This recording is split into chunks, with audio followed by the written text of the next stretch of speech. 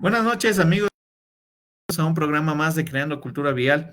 Para mí es un gusto, es un honor tenerles nuevamente semana a semana, quincena a quincena, sobre estos temas de seguridad vial. Sin embargo, dado a las coyunturas que hemos estado pasando por el país, lamentablemente en la anterior quincena no pudimos hacer el programa debido a los cortes eléctricos. Obviamente todo funciona a través de la electricidad.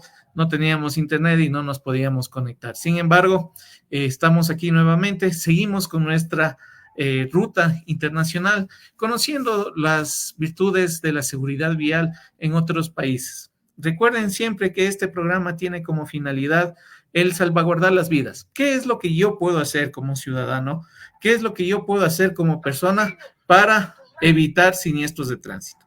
¿Qué es lo que yo puedo hacer desde mi posición como peatón, desde mi posición como ciclista, desde mi posición como conductor, para evitar un siniestro de tránsito? Entonces, más allá de las leyes, más allá de los entes de control que puedan existir, tenemos que saber que nosotros como ciudadanos tenemos que manejarnos de una manera responsable en las vías y de esa manera podemos evitar siniestros de tránsito. Entonces, el día de hoy nos acompaña un gran personaje desde Uruguay que le voy a hacer la presentación. Mi estimado Lucas, ¿cómo estás? Buenas noches. Muchas gracias Hola, por acompañarnos en esta noche. muy buenas noches a ti y a todos los que nos están viendo y escuchando. Realmente un placer y un honor estar aquí sobre todo con la intención que tiene tu programa, que es la creación de la cultura latinoamericanos, en donde, si bien tenemos algunas experiencias exitosas, como tú dices, y que es lo bueno hablar de las experiencias bien sucedidas, realmente los números que tenemos no hablan muy bien de nosotros. La cantidad de muertos por cada 100.000 habitantes o por cada 10.000 vehículos nos posicionan muy mal en esa tabla de eliminatorias que hoy nos va a enfrentar a tu selección con mi selección, o mañana creo que es el partido, Ajá. pero nos posiciona bastante mal comparado con otros países que tienen otra cultura vial, o sea, que premian, y un poco tú lo has dicho, que más allá de las normas, hay una cultura por el cual el uso del casco no se entiende por un policía que me encuentra en una calle y me pone una infracción, o por una ley que me obliga por determinadas razones, sino por ese papá que entiende que no es bueno llevar a un niño en una moto sin casco, por ejemplo. Es el entendido del papá, más allá del marco normativo, más allá de lo que su propia o un inspector de tránsito, un policía de tránsito pueda hacer en un operativo. Exactamente. Lo importante es entender que la cultura vial es, si me están viendo o no me están viendo, el yo respetar las normas, el cruzar por una zona de seguridad, el yo respetar los límites de velocidad, porque sería irreal e irrisorio esperar que una persona de control esté siempre al lado de nosotros mientras caminamos, mientras Tal cual. vamos en bicicleta, mientras hacemos cualquier actividad para indicarnos qué es lo que tenemos que hacer paso a paso. Uh -huh. Entonces, lo que importa es que nosotros como sociedad sepamos movilizarnos de una manera adecuada. Lo que estamos haciendo con estas experiencias de otros países, ya tuvimos México, tuvimos también la oportunidad de compartir con Colombia, Argentina, hemos tenido esta grata experiencia de saber que esta lucha no es solo de Ecuador, no es solo de México, no es solo de Panamá, no es solo de Argentina, sino ha sido una lucha permanente entre todos los países porque buscamos lo mismo, salvaguardar la vida de las personas que se movilizan en la red vial de cada país. Mi estimado Lucas, ¿cuál creerías tú que ha sido el mayor acierto que ha realizado Uruguay en aras de la seguridad vial? ¿Cuál ha sido ese logro que ha sido un porte estandarte a nivel no solo nacional, sino internacional, de las políticas de seguridad vial que ha tomado Uruguay? Mira, en números absolutos creo que la ley cero alcohol, o sea, el bajar el límite de lo que existía en Uruguay antes, 0,8 gramos de alcohol por litro de sangre, como lo permitido, a un cero absoluto como es hoy, ya sea conductor de camiones, de ómnibus, como también de autos, de motos o de bicicletas. El cero creo que fue la mejor medida porque se unieron tres cosas quizás.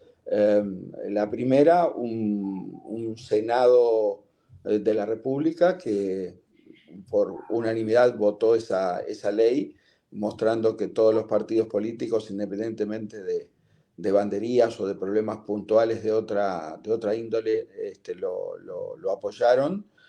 Segundo, la propia sociedad, siempre tenemos, y recuerdo en Ecuador también muchas veces, bueno, con el programa de ustedes de Corazones Azules y otros más, casos paradigmáticos de jóvenes que han perdido la vida resultado del alcohol presente o el alcohol u otras drogas presentes, eso tomarlo como un paradigma y a partir de ahí llevar una movilización social y después una concienciación social y se llegó a esa ley de cero alcohol y después hubo como un cumplimiento casi absoluto, año tras año en Uruguay, cada vez que se hacen, o sea, se revelan la cantidad de controles, la cantidad de espirometrías que dan mayor que cero son cada vez menos y los controles son cada vez más, lo cual demuestra un cambio cultural, el famoso conductor designado, en las propias reuniones sociales, no con el miedo de que no vayas a tomar porque te van a controlar, sino no vas a tomar porque en definitiva eso no es bueno para la sociedad porque puedes matar a alguien. Lo peor que te puede pasar si conduces alcoholizado no es que te pare un policía y te ponga una multa o te lleve preso, sino lo peor que te puede pasar es que le hagas daño a tu familia o a otra familia. Y ese cambio en la sociedad se nota, insisto, a través de las estadísticas.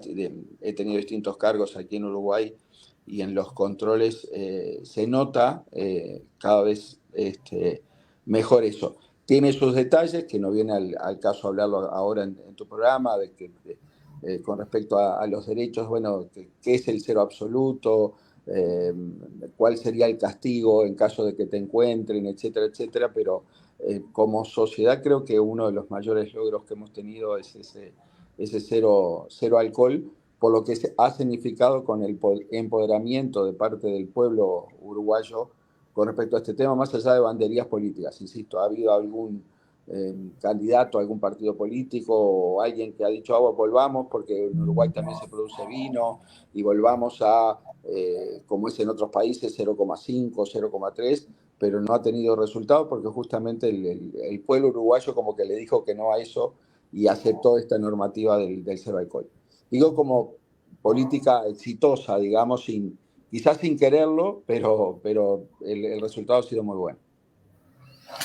Y eso es bastante notorio y de bastante significancia porque aquí en el Ecuador somos uno de los países que tiene la mayor tasa de consumo de alcohol por persona. Entonces es un problema que está realmente afectando a la integridad de las personas. Y tenemos que tomar en consideración lo siguiente. No solo pierde la vida la persona que es atropellada en un siniestro de tránsito donde está involucrado el alcohol.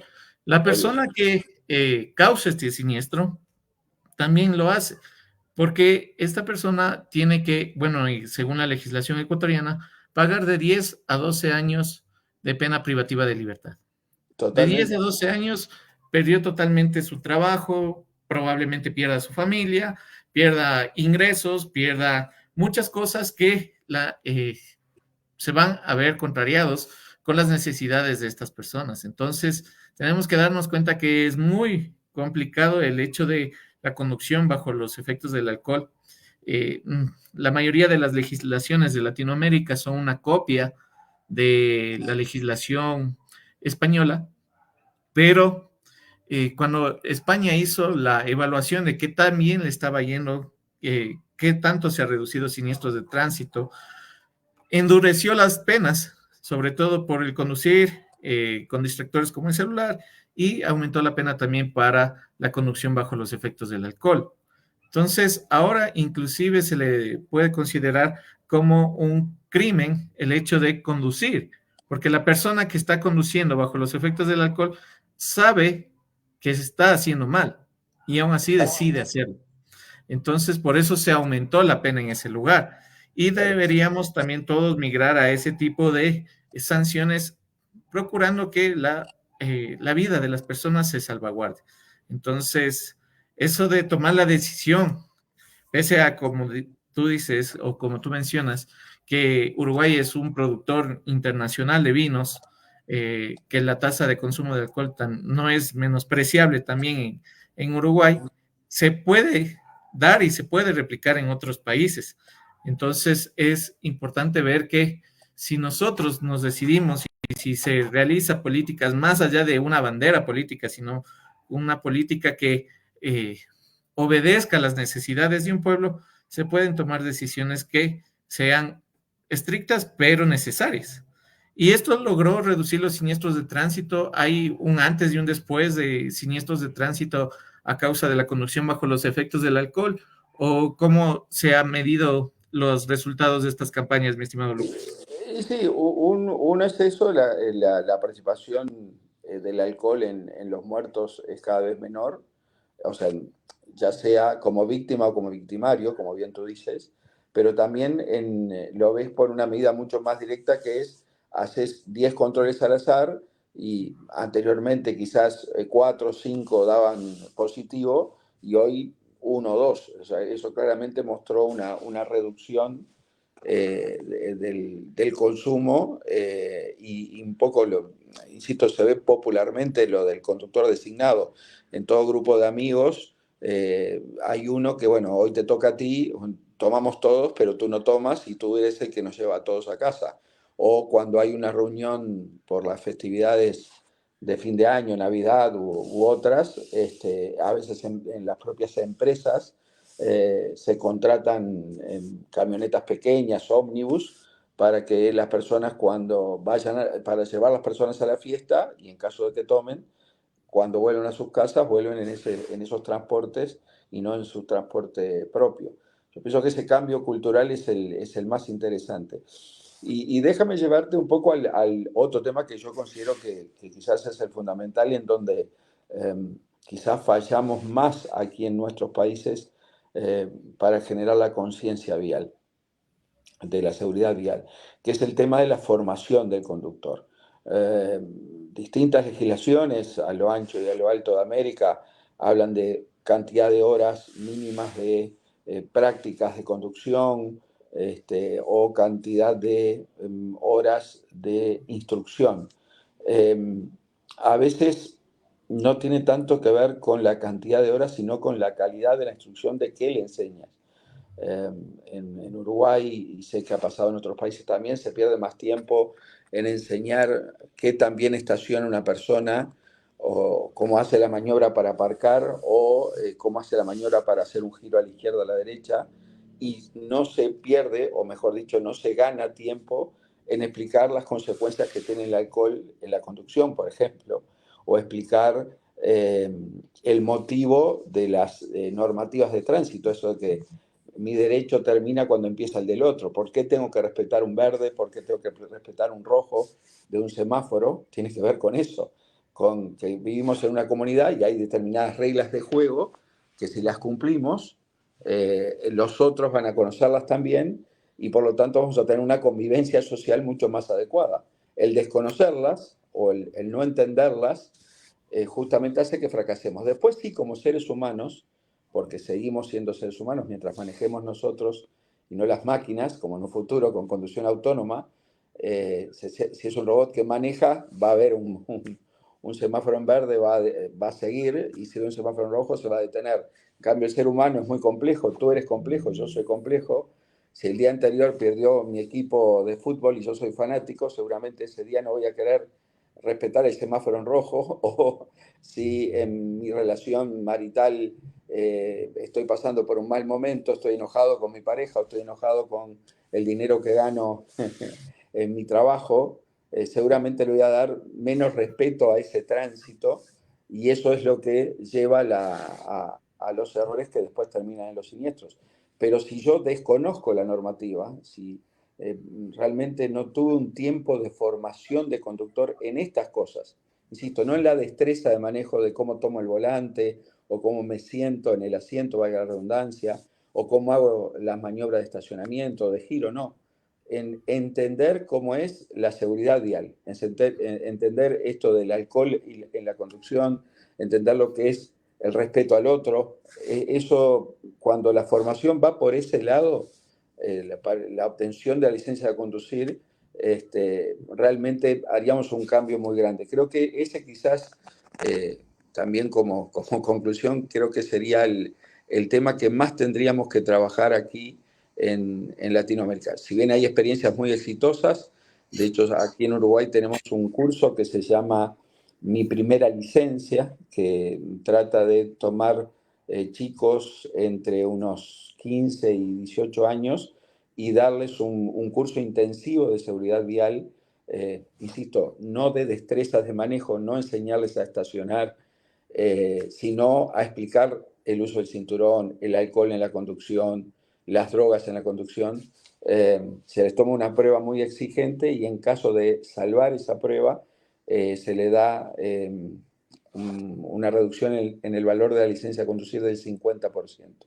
Eso también ha sido una experiencia muy interesante para que los chicos no solamente se preocupen en las destrezas de manejo, sino en entender lo que es la seguridad vial, entender lo que es la mecánica del vehículo, entender lo que es la contaminación ambiental, entender lo que es el alcohol y otras drogas en la conducción. A veces se gana mucho con eso, porque la gente va a entender más si desconocemos las consecuencias, por ejemplo, el uso del casco. Muchas veces he visto campañas, no, usted tiene que usar casco, si no usa casco no le cargamos combustible en la estación de servicio. Si usted no usa casco, la multa que le ponemos es de tantos dólares. Y no le explicamos que lo más importante del casco no es la multa, no es el control, lo que hablamos hoy. Es entender que si tú no tienes casco, el 80% de los siniestros en moto, lo más golpeado o lo peor que te puedes golpear es la cabeza, y el casco lo que hace es amortiguar ese impacto. Entonces, ¿por qué no te vas a poner el casco? Es al revés. Tendrías que entenderlo, pero eso no lo tenés que entender a la fuerza, sino lo tenés que entender en una clase con un profesor que te explique eso y que te ayude a entender lo que significa el casco. Y quizás Más esa allá sería de, más la allá de la solución. multa, entender la consecuencia. Totalmente.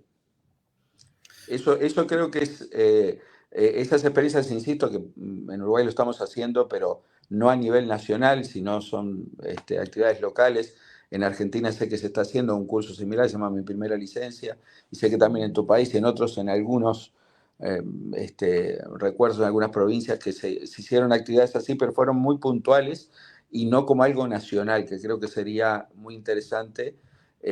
Insisto, no soy contrario a las academias y escuelas de conducción que hay en tu país y demás, o sea, hay que aprender obviamente a las destrezas para hacer un giro, para hacer un sobrepaso, un adelantamiento o para estacionar. Claramente un conductor necesita de eso. Lo que estoy diciendo es que además de eso necesita esta otra formación en seguridad vial que muchas veces no se la damos. Exactamente. Y te cuento que nosotros desde el 2008, en ley, lamentablemente solo escrito, está que las personas antes de sacar su licencia tendrían que pasar técnicamente un curso de aproximadamente 12 años a 13 años de seguridad vial, porque en Totalmente. todos los años de educación básica y bachillerato les iban a enseñar todo lo que es seguridad vial, se iba a incorporar en la malla educativa la materia de seguridad vial. Tengo entendido que ya lo están haciendo, por fin, ya lo están aplicando desde el 2008. Vamos en el 2024, pero nunca es tarde comenzar. Claro. Y la ley ya lo decía así, ya tenía que ser una materia, porque la manera en la que aquí en el Ecuador se expiden licencias es tomando en consideración de que los estudiantes tienen toda una carrera académica sobre seguridad vial, sobre las leyes, sobre los principios, sobre dónde tiene que pararse, por qué tiene que pararse, leyes y consecuencias, y únicamente van a las aulas, ya cumplidos los 18 años, a tener el dominio del vehículo, a Claro, la poder destreza. llevarlo, a poder parquearse, cambiar el aceite, cambiar el agua, cambiar un neumático, subir encuestas, nada más. Entonces, el tiempo que se les da para la obtención de licencias es más que justo y necesario para que la persona solamente vaya a la parte práctica, solamente haga el dominio del vehículo. Pero lamentablemente no se impuso, no se realizó adecuadamente desde un principio, desde que se lanzó esta ley de tránsito, se volvió a modificar, se volvió a ratificar la misma ley y ahora ya en el 2024 por fin se está haciendo bajo presión de los sectores públicos, de los movimientos ciudadanos, pero se está haciendo. Entonces, esperemos de aquí a 20 años, porque así es la seguridad vial, cambiar Claro, toda una conducta va a tomar prácticamente toda una generación.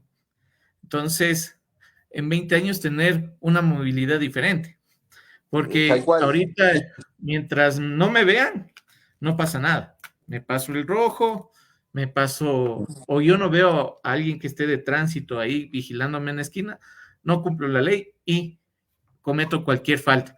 Y Entonces, no daría para tener un policía en cada intersección en Quito, por ejemplo. claro, Quito tiene cerca de 1964 intersecciones conflictivas. No Imagínate. estamos hablando de intersecciones totales, sino de intersecciones conflictivas donde se requeriría tener una persona uniformada y tiene alrededor de 1800 y algo uniformados. Entonces, Sí, hay en que tomar en eso, consideración todo eso. en eso, fíjate que esta experiencia de mi primera licencia, te cuento cuando entrevistes, ojalá puedas hacerlo, al doctor Horacio Bota Bernaus de Argentina. Él lo viene haciendo en muchas provincias, hace ya muchos años este programa de mi primera licencia. Y bueno, insisto, aquellas personas que salvan el costo de la licencia del permiso de conducir es cero, pero justamente lo que él decía, y coincido con él, que o como esta ley que tú mencionas en Ecuador, que el problema es quién da esas normas, quién da ese curso. O sea, lo primero que tiene que hacer, que recuerdo que pasó en España, el primer objetivo del gobierno español cuando trazó un programa similar es, bueno, tenemos que capacitar a los docentes para que ellos sean los capacitadores en seguridad vial. O sea, porque normalmente el docente tiene que aprender en algún lado. Un médico estudió en la Facultad de Medicina, un ingeniero en la Facultad de Ingeniería, pero un experto en seguridad vial, ¿dónde estudió? No tenemos una universidad de la seguridad vial, sino nos vamos haciendo a través de distintos...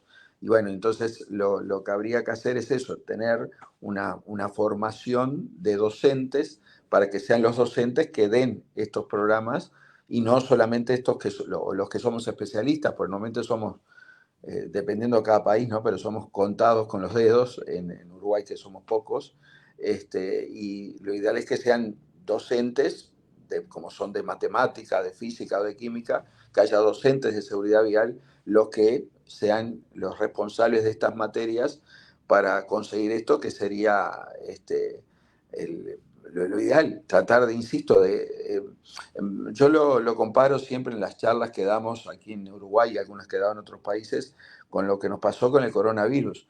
Si tú recuerdas, tú y yo, cuando comenzó el coronavirus, primero pensamos, no, es algo que está eh, allá Lejos. encapsulado en China o en Europa, que acá nunca va a llegar.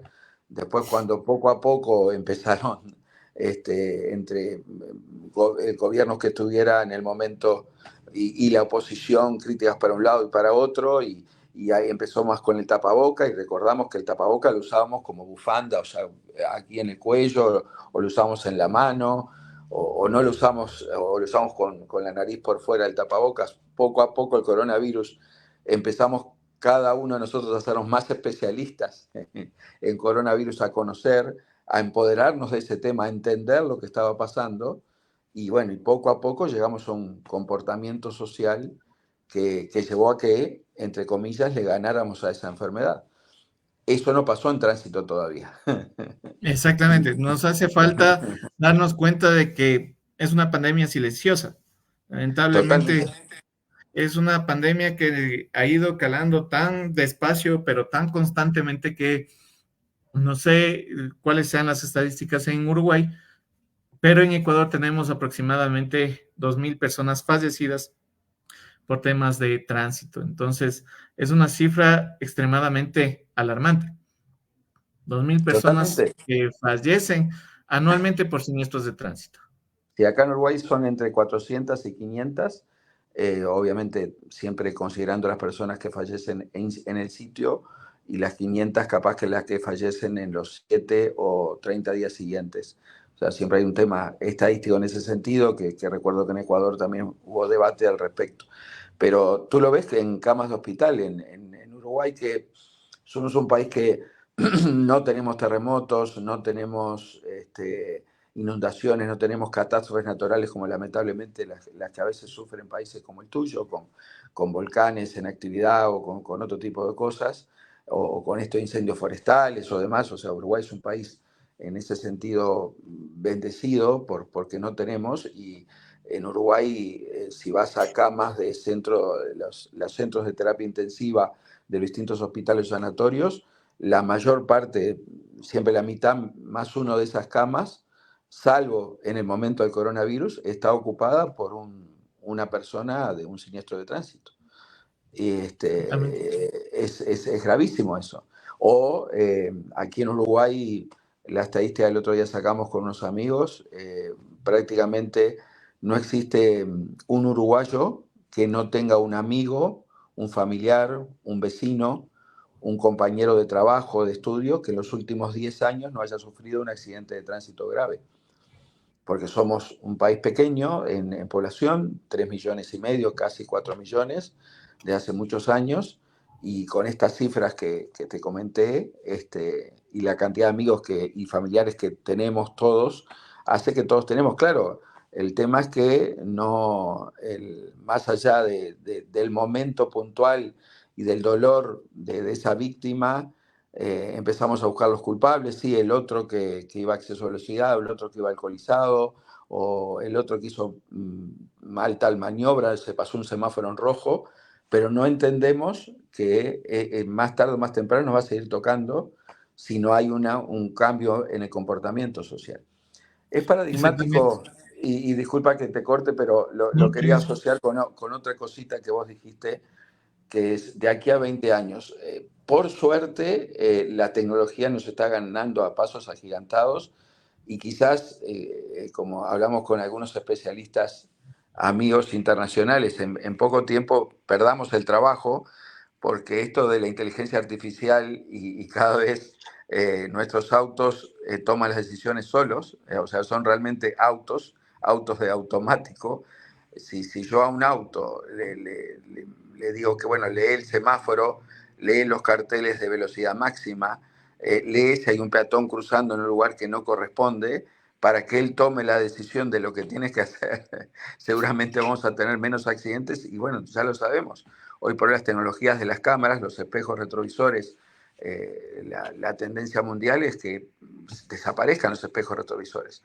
Lo que vamos a tener en nuestros autos van a ser cámaras delanteras, traseras, superiores y una gran pantalla a veces en el parabrisas, otras veces en el tablero, que nos va a estar marcando va a estar leyendo automáticamente las velocidades, va a estar leyendo de qué color está el semáforo, nos está diciendo qué tan cerca está el auto que tenemos delante, el auto que tenemos detrás, el auto que tenemos a la izquierda o a la derecha, y a partir de ahí va a estar guiándonos en los comportamientos adecuados para circular por esa vía. Y ya la posibilidad de error va a ser Claro. cada vez menor. Y había una pregunta que le habían hecho a una inteligencia artificial y le habían preguntado cuál sería la forma de eliminar siniestros de tránsito, de reducir a cero los siniestros de tránsito. Y la inteligencia artificial exactamente había dicho eso, eliminar el factor humano de la Total, conducción. O sea, si se total. elimina el factor humano de la conducción, podemos evitar totalmente los siniestros de tránsito. Entonces, sí tenemos que darnos cuenta que somos los causantes de los siniestros. Es por eso que hay la diferencia entre el término accidente de tránsito y siniestro de tránsito, porque si es bien, el accidente de tránsito es un hecho involuntario que no se puede prever, el siniestro de tránsito sí es evitable con Totalmente, conductas adecuadas. Entonces, hay totalmente. que tomar en consideración que si el Ecuador actualmente está invirtiendo cerca del 2% del Producto Interno Bruto, que es aproximadamente unos 1.000 millones de dólares, en subsanar las secuelas de los siniestros de tránsito, ese dinero podría ser invertido tranquilamente en educación, que Totalmente. aumentar el presupuesto de educación en 1.000 millones de dólares es algo que la educación despuntaría totalmente. Entonces sí tenemos que darnos cuenta que estamos desperdiciando dinero en subsanar algo que nosotros pudimos evitar totalmente modificando nuestra conducta, conduciendo adecuadamente, movilizándonos de manera respetuosa en las vías y lamentablemente las estamos invirtiendo no para educación, no para salud, no para vivienda, no para mejorar, yo que sé, un sistema de red eléctrica nacional que ahorita vemos que nos falta, sino estamos subsanando las secuelas de los siniestros de tránsito. Entonces, Totalmente. es algo que es bien paradójico. Lamentablemente, Y si es no la nos damos... paradoja del propio ser humano. Yo creo que ahí em, lo comparo siempre con la seguridad en la aviación, que es una prima hermana nuestra de la seguridad vial, pero que claramente ha avanzado muchísimo. De hecho, por algo es el medio de transporte más seguro por millón de pasajeros transportados, por millón de kilómetros recorridos, por la estadística que tú quieras. Y justamente cuando ellos han avanzado mucho en lo que son controles dobles, controles triples, dobles controles simultáneos, o sea, o sea, no, para que no sé, los que nos están escuchando, los que nos están viendo, se entienda, eh, yo cómo sé a la velocidad que voy en un auto, porque veo el velocímetro. Bueno, en un avión no tienen un solo velocímetro, sino que tienen dos, tres o cuatro. O sea, no pueden solo basarse porque para ellos la velocidad del avión, justamente, que por eso es que el avión vuela, por la velocidad del viento, tiene que tener varios lugares donde toman esa velocidad. Nosotros en el auto confiamos en una sola cosa, que no, tampoco voy a explicarlo ahora acá en tu programa porque sería muy largo, pero es cómo medimos la velocidad. Bueno, hay un aparatito que se llama velocímetro que me muestra ahí, ya sea analógico o digital, la velocidad a la que voy. Y ahí yo confío no solamente para que un radar no me ponga una multa o no detecte una infracción de mi parte, sino para tomar decisiones. Si sé que estoy en una ciudad y estoy yendo a 80 kilómetros por hora, probablemente no vaya a tener tiempo para una maniobra para evitar un incidente vial. Entonces, por eso tengo que estar siempre midiendo. Ahora, ese tipo de cosas en el auto vamos bastante lentos. Fíjate que el uso del cinturón de seguridad, por ejemplo, o el uso del airbag, o los sistemas electrónicos de estabilidad, se fueron incorporando, pero muy lentamente a lo que ha pasado. O sea, normalmente hasta hace, ¿qué te puedo decir? 10 años en Uruguay, ver un vehículo acá con airbag o con ABS era algo para personas con mucho dinero que podían pagarse un vehículo. Hoy por hoy, desde el 2015, Uruguay tiene una ley que obliga a todos los vehículos 0 kilómetros a tener un airbag y un ABS, hablando de políticas de éxito, ¿no? Y eso tiene que ver con eso, que sí tiene que haber una política que hable con los fabricantes de automóviles más allá de su ecuación económica, lo que significa importar o hacer un vehículo y después venderlo. No, la seguridad vial tiene que estar dentro de ese paquete de lo que está vendiendo, así como, no sé, en tu país, pero con el famoso tema del exceso de azúcares o el exceso de otras cosas, bueno, que hay fabricantes de alimentos, por lo menos aquí en Uruguay, que tienen la obligación en los paquetes, decir, este producto que usted va a consumir tiene exceso de colesterol malo, o este producto que usted va a consumir tiene exceso de azúcares o como es en el tabaco, este cigarro puede producir tal o cual cosa. O sea, es obligación, después está en el consumidor valga la redundancia, consumir o no ese producto.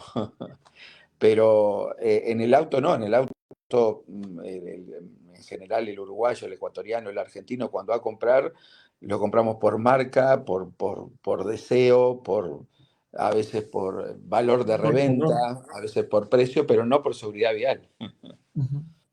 Claro, y se hablaba aquí bastante, el año anterior sobre todo se habló bastante sobre el hecho de que, o sea, se está haciendo un mercado donde el que tiene plata puede sobrevivir versus el que no Claro, tiene dinero. El que no tiene dinero obviamente no puede conseguir un vehículo con las seguridades adecuadas. Y el que sí tiene dinero, pues puede sobrevivir en caso de un siniestro de tránsito. Entonces, se estaba también haciendo un tema de poder adquisitivo el hecho de la seguridad, cuando la claro, seguridad debería ser desde el momento de la importación.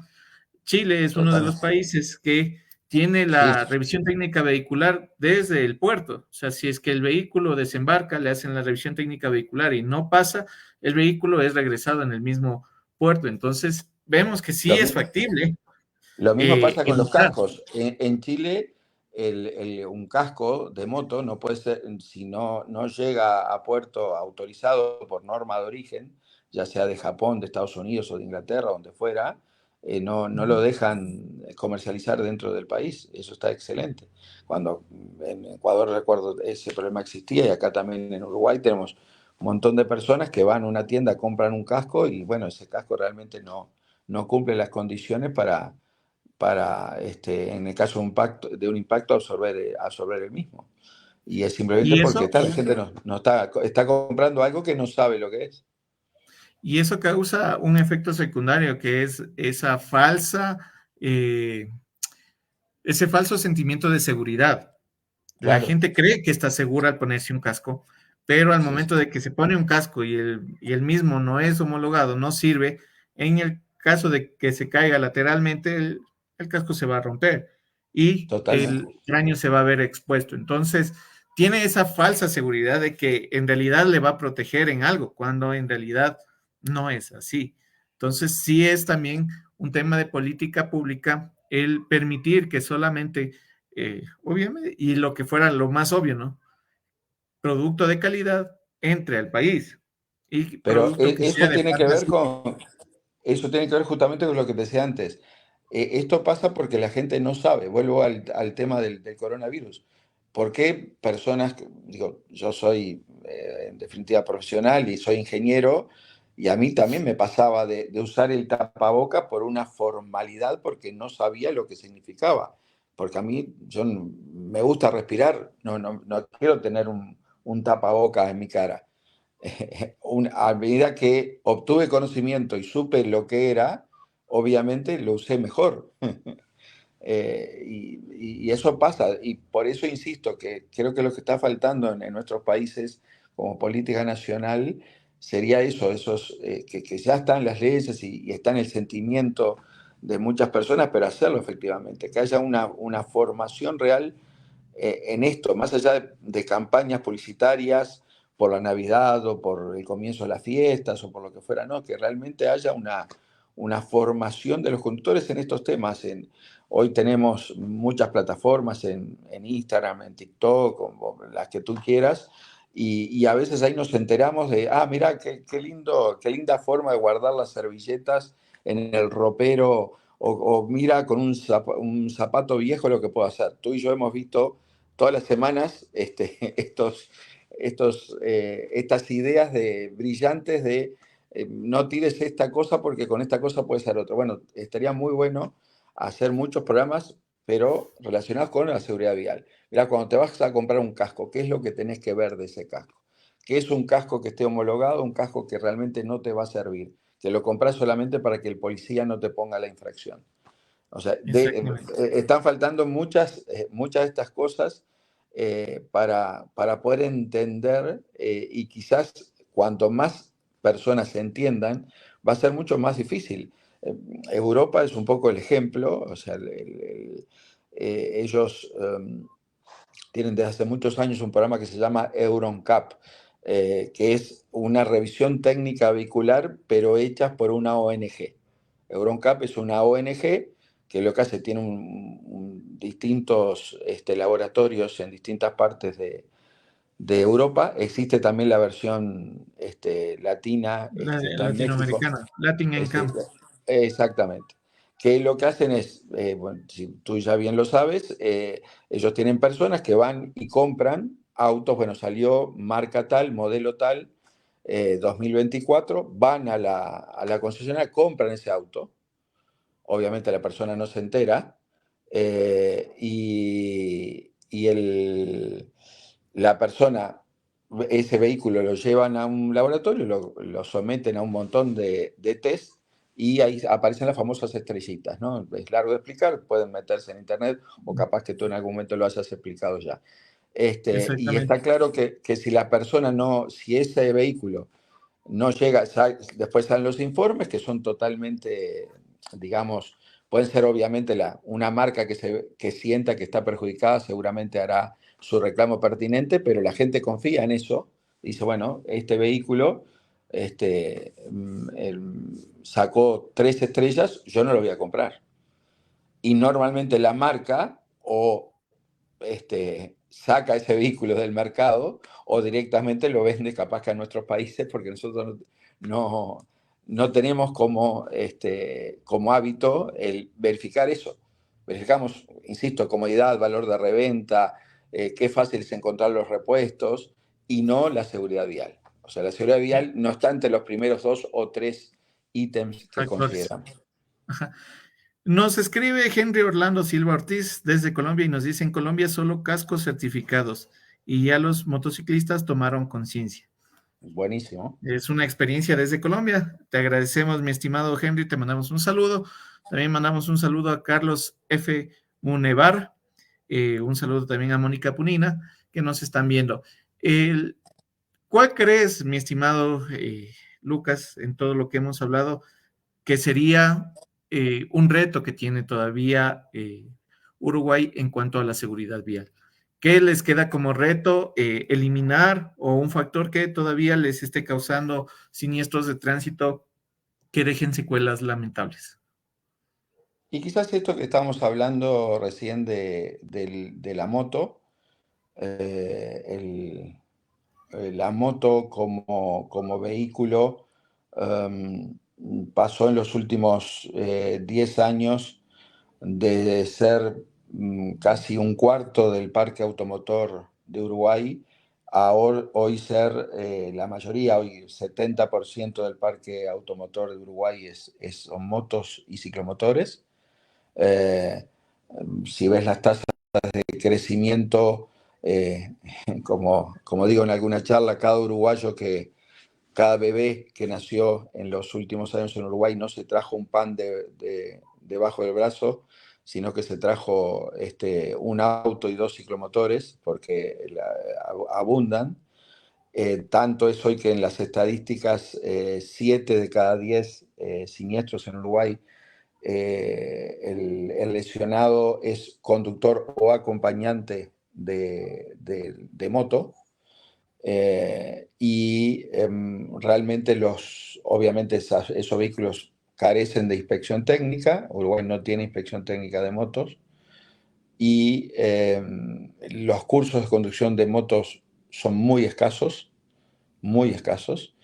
Y en los controles que se realizan habitualmente, prácticamente un 20-30% por lo menos de esos motociclistas carecen o de su permiso para conducir o del registro del vehículo de la moto.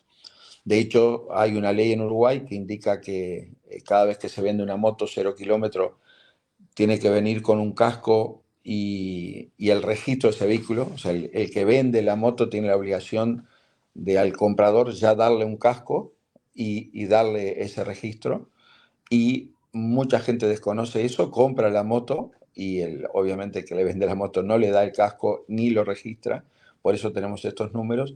Y quizás el mayor desafío que tiene Uruguay y que de cierta forma se está trabajando es eso, ¿no? Cómo controlar al usuario de moto y cómo hacer bueno, que utilice ese vehículo que tiene unas grandes ventajas, como son su flexibilidad, como es obviamente el precio muy accesible, pero que lo usa adecuadamente para una sola persona, máximo dos, que el segundo acompañante, para poder ser acompañante, alcance los posapiés de las motos, que utilicen los cascos certificados, y aquí en Uruguay, al igual que en Colombia y en algunos otros países, es obligatorio el uso del chaleco reflectivo para mejorar la visibilidad de ese tipo de vehículos.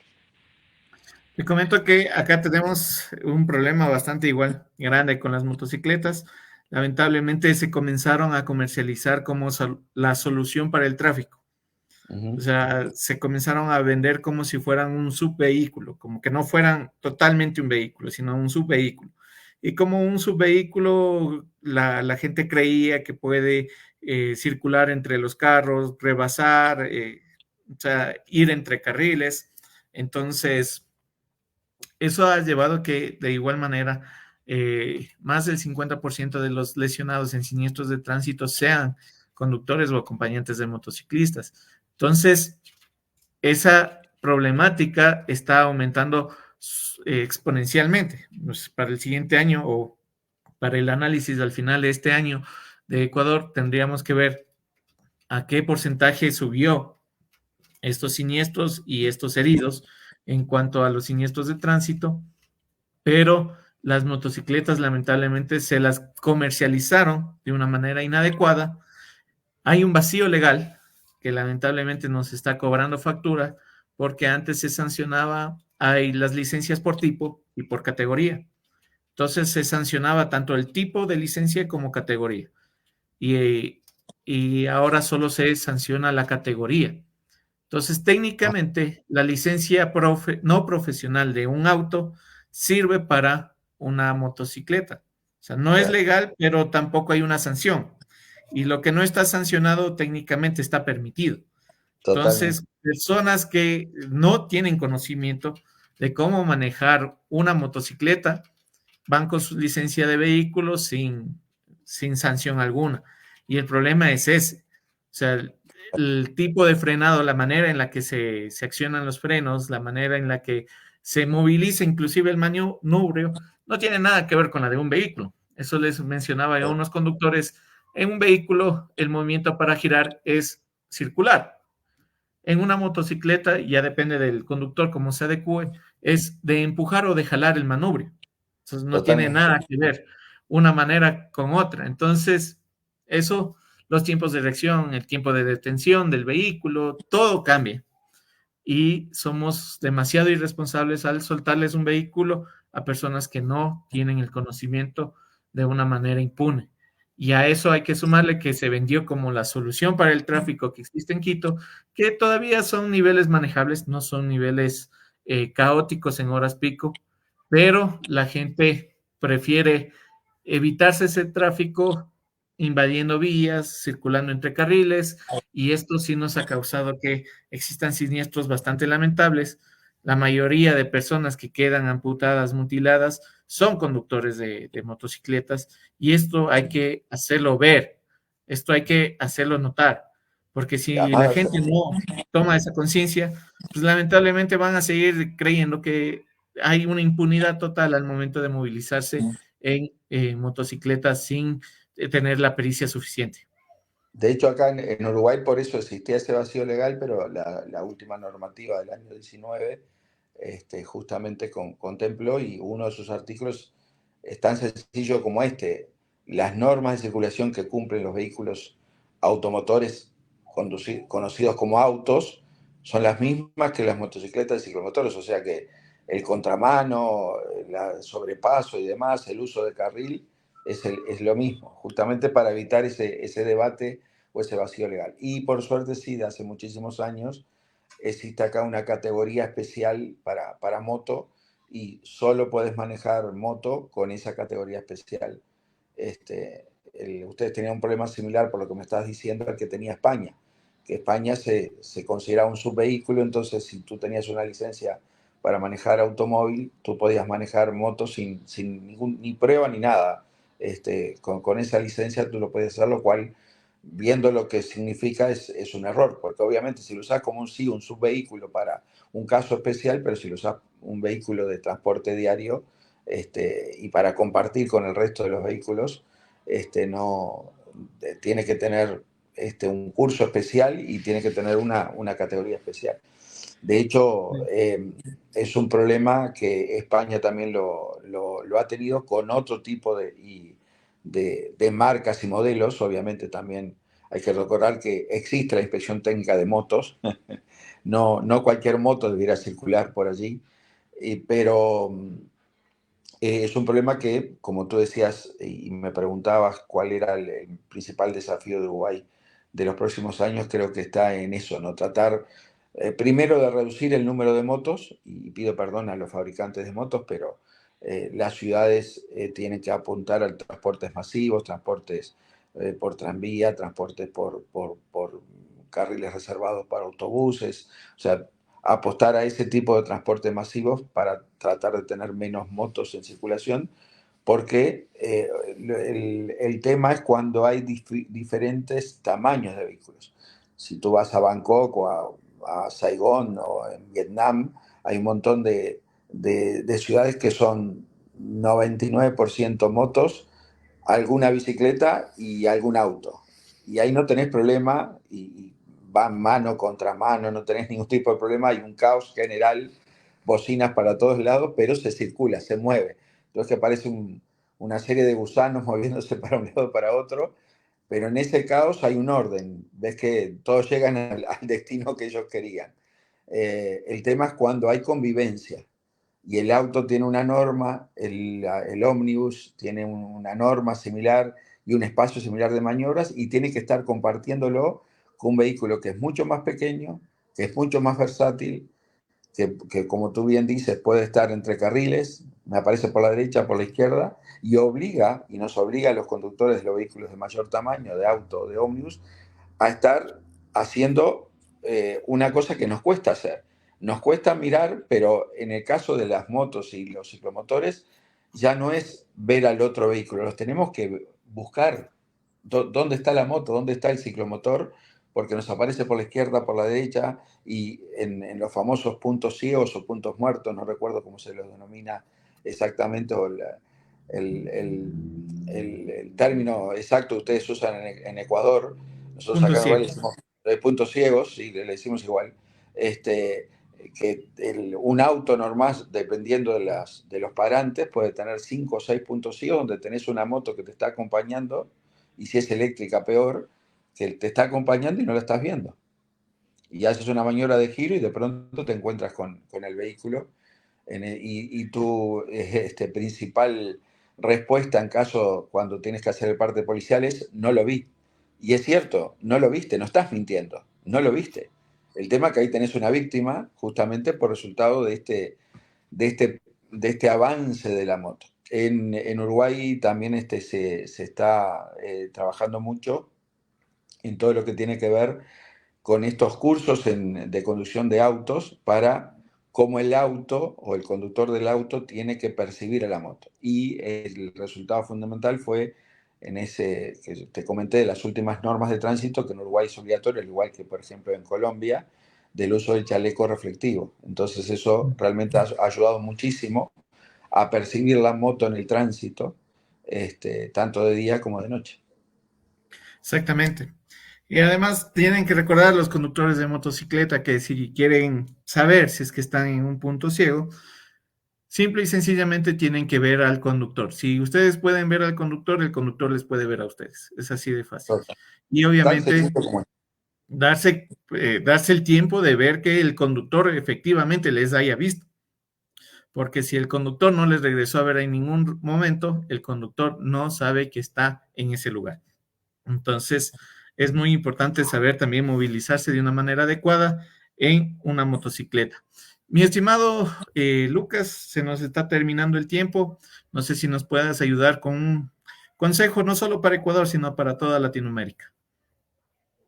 El principal consejo es informarse mucho sobre este tema. Creo que desde que comencé a trabajar en este tema hace ya más de 30 años, creo que como te debe pasar a ti, es como que cada día aprendes cosas nuevas. El comparar realidades un poco y por eso me gustó mucho cuando me planteaste la invitación para tu programa, por más que estoy en distintas actividades y de hecho pido perdón por estar un poquito cansado, vengo de un viaje de 12 horas desde la madre patria, estuve 2 semanas en Europa por razones laborales y bueno, pero me interesaba mucho por esto, porque lo que estás haciendo tú es eso mismo, es crear cultura vial, es el compararnos, pero no compararnos para quién lo hace mejor o quién lo hace peor, sino compararnos para aprender. Hay veces que viajando por Quito ves, mira qué interesante cómo han resuelto tal o cual tema, porque es eso, el tránsito es convivencia y convivencia es, yo soy especialista en señalización y muchas veces veo que en nuestros países gastamos mucho dinero tenemos que señalizar tal cosa. Bueno, y en Uruguay inventamos una señal, no importa cuál, y la colocamos ahí. Y yo siempre les digo lo mismo, esa señal que tú inventas, y está bien, está bueno inventar, siempre sirve si viene una persona que no es de tu país o que no conoce tu realidad y la entiende. O sea, por suerte el cartel de pare en todo el mundo tiene 8 lados, es de fondo rojo y en el medio todavía, por si sos tonto, te dice lo que tenés que hacer. Te le dirá, como en México que ponen alto, o en nuestros países que ponemos pare, o en Canadá que te ponen AGT, o en Alemania que te ponen halt, o en Japón que te ponen con los símbolos japoneses, o en Inglaterra que te ponen stop, pero sabemos lo que tenemos que hacer. Hasta es un cartel, como yo digo, hasta te dice lo que tenés que hacer, entonces obedecelo. Pero muchas veces en nuestros países inventamos señales. Y bueno, mira qué linda señal, y recuerdo algunas de tu país que, insisto, no quiero entrar en el debate ahora, pero está bien, queda linda y capaz que para vos está muy buena. Y me hace decir, pero ¿cómo viene este uruguayo acá y me dice que esta no la entiende? Es que si yo no la entiendo, ahí ya tenés lo máximo de lo malo de la señal que inventás. Porque si inventás una señal tiene que ser tan buena que todos la entendamos. Tiene que ser como esto que hablamos del pare, o la de contramano, un círculo rojo con un rectángulo blanco al medio. ¿La entiendes? Cualquiera la entiende, porque ya se internacionalizó y ya la entendemos como una marca de refresco, que no voy a hablar ahora porque no auspicia tu programa, pero, o sea, tienen que ver esas cosas que todos la entendamos, símbolos que todos entendamos. A ver, una calavera, un cráneo, una calavera con 2 fémurs atrás en cruz. Todos sabemos que es el símbolo de los piratas, ¿viste? Se entiende internacionalmente. Bueno, creo que tenemos que apuntar a eso y por distintos avances que hemos tenido en tránsito, hemos perdido un poco esa universalidad que deberían tener las señales y el cuidado que tienen que tener las señales en la instalación. Y a veces viajas por Quito, viajas por aquí por Montevideo, tú como ecuatoriano vienes acá y visitas Montevideo, yo tendría que colocarte señales que tú entiendas. Si, por más que estés, en este caso tú hablas español y yo también hablo español, pero el símbolo tiene que ser entendible. Si no, no lo vas a entender. Y Exactamente. eso, y eso es un tema básico que también que deberíamos todos trabajar. Pero tiene que ver todo con el tema del conocimiento. Yo creo que como conclusión y un poco felicitándome nuevamente por tu programa, más conocimiento para generar una mejor cultura vial. Muchísimas gracias, mi estimado Lucas. Sé el esfuerzo que estás haciendo. Te agradezco muchísimo darte este tiempo para brindarnos tus conocimientos en este programa. Lo que buscamos es salvar vidas de todas las personas que nos ven en diferentes países. Cada realidad se va adecuando a cada región. Sin embargo, tenemos retos tal vez universales, que es evitar que en estos siniestros de tránsito se pierdan vidas. Y esto lo buscamos y esto lo ganamos a través, obviamente, de la concientización, de el saber qué es lo que yo tengo que hacer, cómo lo puedo hacer, cómo me debo movilizar al momento de estar en las vías. Y vemos que no estamos solos. Esta es una lucha que estamos desde México, Panamá, Colombia, Uruguay, Argentina, lo hemos visto que lo estamos viviendo y lo estamos superando. Lo importante es, como Lucas lo mencionaba, que cada pueblo tome conciencia de los riesgos que existen en su realidad y evita esos riesgos para salvaguardar la vida y la integridad de las personas que se movilizan en el territorio. Con nosotros, amigos, amigas, será hasta un próximo programa. Agradecemos muchísimo a Lucas este sobreesfuerzo que está haciendo para compartirnos su maravillosa experiencia y dentro de 15 días estaremos hablando también sobre las experiencias de Bolivia. Amigos, amigas, les agradecemos y será hasta el próximo programa. Buenas noches. Buenas noches.